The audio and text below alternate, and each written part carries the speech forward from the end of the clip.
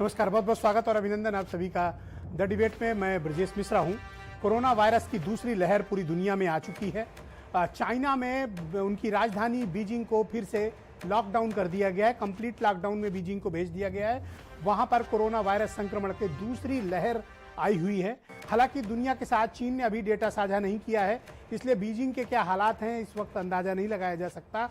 लेकिन बीजिंग को लॉकडाउन किए जाने की खबर दुनिया भर में फैली हुई है। ये तो हाल हुआ चाइना का, जहां से ये वुहान वायरस निकला और उपजा और इसने 31 दिसंबर 2019 से पूरी दुनिया को अपने चपेट में ले रखा है। भाइयों बहनों, दुनिया के 188 देश 188 कंट्रीज कोरोना वायरस के संक्रमण से किसी न किसी प्रकार से प्रभावित हैं और कुछ तो बुरी तरह से प्रभावित हैं। इस वक्त जो संक्रमण की रफ्तार है वो मुख्यतः आपको साउथ अमेरिका, भारत और साउथ एशिया के तमाम देशों में फैली हुई मिलेगी। लेकिन ऐसी आशंका जताई जा रही है कि कोरोना वायरस की दूसरी खतरनाक वेव आ चुकी है और ये चीन से फिर आई है और उनकी सुपर मार्केट से आई है। जो बीजिंग की सबसे बड़ी होलसेल सुपर मार्केट है, वहां से कोरोना वायरस की दूसरी वेव स्टार्ट हो चुकी है। ये एक बेहद खतरनाक संकेत है। WHO को अभी से सचेत हो जाना चाहिए और वो देश जो इंटरनेशनल फ्लाइट्स खोलने की तैयारी कर रहे हैं उन्हें सावधान हो जाना चाहिए, क्योंकि इसकी एक खतरनाक वेव कितनी भयानक हो सकती है अभी इसका अंदाजा नहीं लगाया जा सकता। भारत में भी हालात दिनों दिन बिगड़ते जा रहे हैं। राजधानी दिल्ली और मुंबई के हालात सबसे खतरनाक हैं, उसके बाद अहमदाबाद की स्थिति बिगड़ी हुई है। दिल्ली के हालात बहुत ही खराब स्थिति की ओर इशारा कर रहे हैं और ऐसी आशंका जताई जा रही है कि अगले महीने के अंत तक 5 लाख से ज्यादा केसेस होंगे। तब उस वक्त आपके पास न तो वेंटिलेटर रह जाएंगे, न आपके पास बेड्स होंगी, न हॉस्पिटल्स होंगे। दोस्तों, ये वक्त है बहुत सावधान रहने का। जो लोग इस बात की वकालत करते हैं कोरोना के साथ जीना सीखना है, दरअसल उनके पास प्रबंध नहीं है, इसलिए ऐसी बातें करते हैं। आपको अपनी सेहत के लिए जागरूक रहना है, आपको सोशल डिस्टेंसिंग का पालन करना है, आपको मास्क पहनना है और कृपया बहुत बहुत बहुत आवश्यक ना हो तो कृपया घरों से मत निकलिए, क्योंकि इस बार का यह वायरस खतरनाक ही नहीं बहुत खतरनाक है। मार्च अप्रैल में जब आपको बताया गया था कि यह वायरस बहुत खतरनाक है, उस वक्त संक्रमण का स्तर उतना विकराल नहीं था जो रुख अख्तियार कर रहा है। हमने अर्थव्यवस्था खोल दी है, बाजार खोल दिए, मार्केट खोल दिए, ट्रांसपोर्ट खोल दिए, जहाज खोल दिए, ट्रेन खोल दिए, मार्केट खोल दी है, सुपर मार्केट खोल दी, सब चीज हमने, मॉल, शॉपिंग कॉम्प्लेक्स सब खोल दिया है। लेकिन ये स्थितियां बिगड़ती जा रही हैं। जैसे ही आप टेस्ट की रफ्तार बढ़ाते हैं, इमीडिएट नए केसेस बढ़ जाते हैं।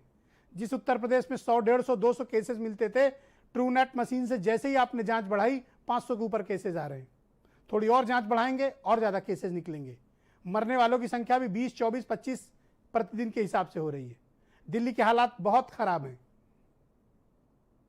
अगर वक्त रहते केंद्र की सरकार और राज्य सरकारों ने ध्यान नहीं दिया तो कोरोना भारत में एक बड़ी व्यापक महामारी के रूप में फैल सकता है, फैल रहा है। यह चेतावनी भी है, यह संदेश भी है, यह सरकारों को सलाह भी है। आप ब्राजील से सबक ले लीजिए, मैं बार बार इस बात को दोहराता हूं। आप यूरोप से सबक ले लीजिए। ब्राजील ने कोरोना वायरस को उनके राष्ट्रपति ने सामान्य सर्दी, खांसी, जुकाम और बुखार का वायरस बताया था।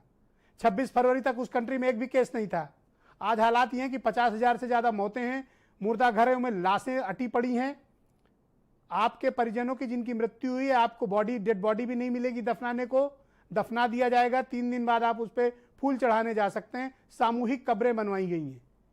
आप स्थिति की गंभीरता का अंदाजा करिए बहनों भाइयों की आप कहां पर खड़े हैं।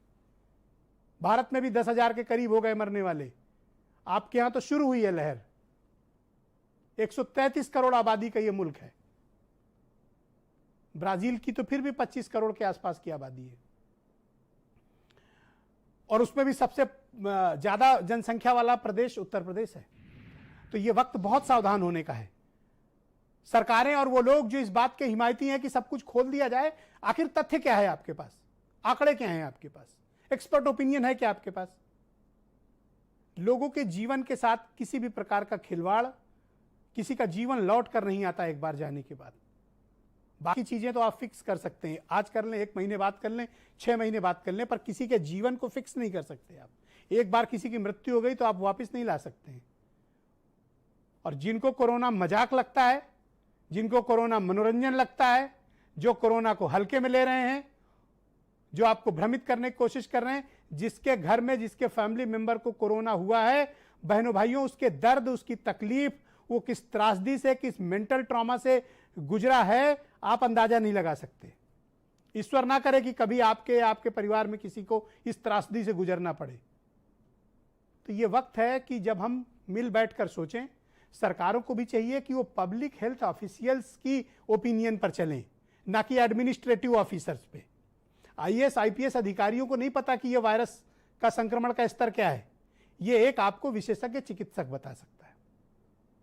अगर आप बीमार पड़ते हैं तो आप कहाँ जाते हैं? पुलिस स्टेशन, तहसीलदार के यहाँ, डीएम के यहाँ जाते हैं क्या? नहीं जाते। मंत्री के यहाँ भी नहीं जाते होंगे। इसके लिए आप हॉस्पिटल और कंसर्न डॉक्टर से मिलते होंगे। उसी प्रकार से ये वायरस है जिसके संक्रमण का स्तर क्या है, इसको कब रोकना है, उसकी रफ्तार क्या है, हमें कब रोकना है, उसको क्या प्रिकॉशंस लिए जाने चाहिए, स्टेट खोलना चाहिए कि नहीं खोलना चाहिए, इसका निर्णय अगर कोई पब्लिक हेल्थ ऑफिशियल्स करे, विशेषज्ञ चिकित्सकों की परामर्श से हो, तो शायद स्थिति बेहतर होगी। लेकिन हमारे यहां डॉक्टर के अलावा बाकी सब लोग कोरोना वायरस का इलाज कर रहे हैं। मीडिया भी कोरोना का इलाज कर रहा है, पुलिस भी, दरोगा जी भी कर रहे हैं डंडा लेके, एफआईआर कर करके, आईएएस अफसर भी ले रहा है, कलेक्टर भी ले रहा है, नेताजी भी ले रहे हैं, विधायक, मंत्री, मुख्यमंत्री, प्रधानमंत्री, गृह मंत्री, सब लोग हमारे यहाँ इलाज कर रहे हैं कोरोना का। लेकिन डॉक्टर से नहीं पूछा जा रहा कि क्या होना चाहिए, खोलना चाहिए कि नहीं खोलना चाहिए। रिलीजियस प्लेस हमने खोल दिया, अब एक दूसरे पर टोपी ट्रांसफर का खेल चल रहा है दिल्ली में कि ये केंद्र सरकार का अस्पताल है, ये राज्य सरकार का अस्पताल है। केंद्र में अच्छा काम हो रहा है, राज्य में नहीं हो रहा, राज्य कह रहा है केंद्र वाले अच्छा काम नहीं कर रहे हैं। ये टोपी ट्रांसफर का खेल चल रहा है। मर कौन रहा है? आम आदमी। भुगत कौन रहा है? आम आदमी। पीड़ित कौन है? आम आदमी, कॉमन पर्सन। प्राइवेट हॉस्पिटल्स में आप एक दिन का खर्चा नहीं उठा सकते हैं। 1-1 लाख रुपए खर्च आ रहा है कोरोना वायरस के ट्रीटमेंट का प्राइवेट हॉस्पिटल्स में। तो आम आदमी कहां जाएगा? क्या मरने के लिए छोड़ दिया जाएगा आम आदमी को? सुनिए ये बयान, फिर एक डिबेट को आगे बढ़ाते हैं। भारतीय जनता पार्टी ने इस बैठक में ये आश्वस्त किया है कि हम पूरी तरह से कोरोना महामारी संकट में हम सब एक साथ हैं। दिल्ली की जनता को, दिल्ली के लोगों को बचाने